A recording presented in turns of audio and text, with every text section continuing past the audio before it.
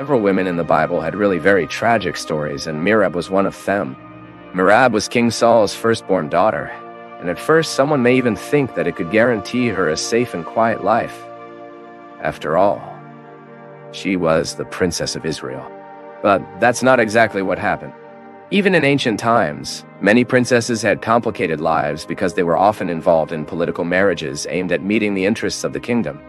Merab's case, however, was even harder than that, because she was the daughter of a man who over time was completely disturbed.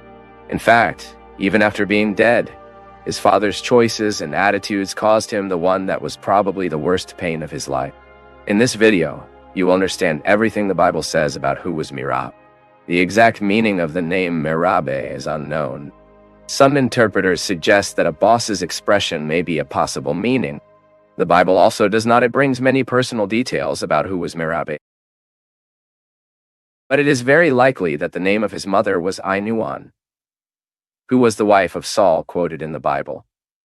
Although it is known that King Saul had concubines, the biblical text also records that Merab had a younger sister named Michal, and Saul's firstborn daughter first appears in the Bible at the time she almost married the young David. That's right, Merab was almost the wife of David. The biblical text reports that after David defeated the giant Goliath, his fame grew a lot in Israel. At first, Saul put David in a prominent position in his army. But as soon as envy took over his heart, and he began to pursue David, Saul, however, realized that David was successful because the Lord was with him. Moreover, the northern tribes of Israel and Judah loved him, and Saul,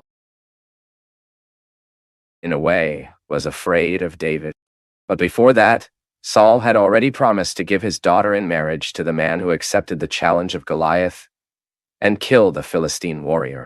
In the context of Goliath's challenge to Israel, the biblical text records the following. When the Israelites saw Goliath, everyone fled very afraid. The Israelites said to each other, "You see that man? The king will give great riches to whom to kill him. You will also give you your daughter in marriage, and will exempt from your father's family in Israel." And David asked the soldiers that they were there by his side, "What will the man who killed this Philistine and save the honor of Israel? Who is this uncircumcised Philistine to challenge the armies of the living God?" They repeated David what they had commented and told him, "This is what will receive the man who kills him." As we know, David was the man who, by the power of God, defeated Goliath and delivered Israel from that humiliation. But Saul sought to use this promise to give his daughter in marriage to David, not only to put him in his family, but to create the favorable conditions for him to be killed in battle. At this point, Saul was already proving to be an uncontrolled man. And that's how Saul promised to give Merab as his wife to David, but he added a condition. See what Saul said? "Here is my eldest daughter, Merab. I will give it to you. Just serve me bravely and fight the battles of the Lord." For Saul thought, "I will not kill him.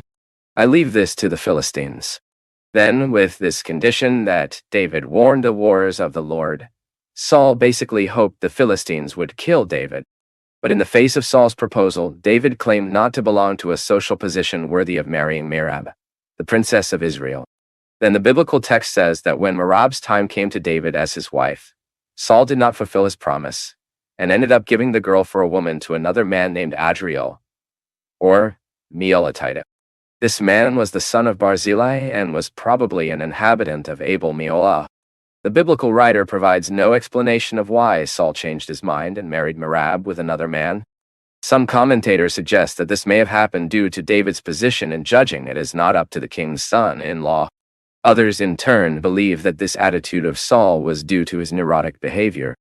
By then, the king of Israel was already a disturbed man, with his spirit consumed by hatred, jealousy, and anger.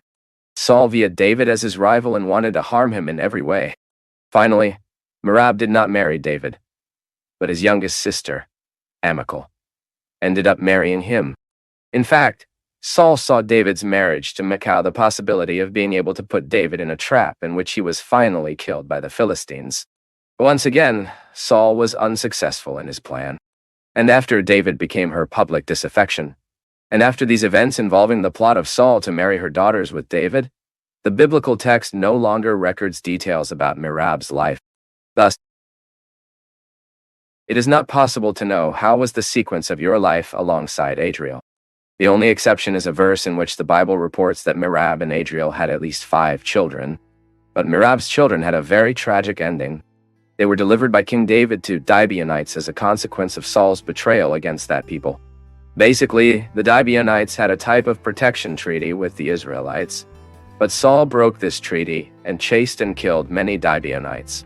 Then, already during the government of David, there was a great crisis in Israel, and the reason for this crisis was the crime committed against the Gibeonites in Saul's time.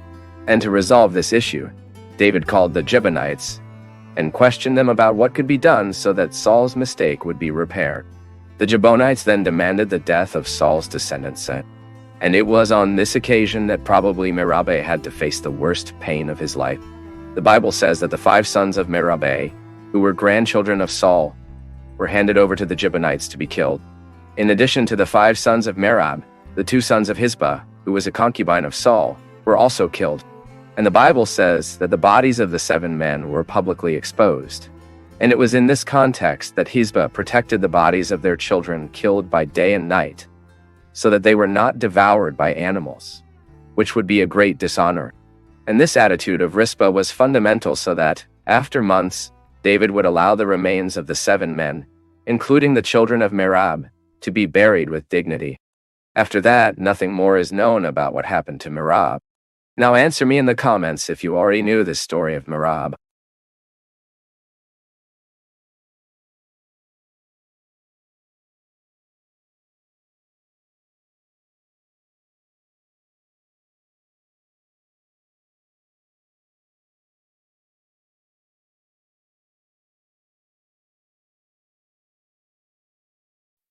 In a world full of cuts, short videos, and distractions, you chose to stay and listen until the end.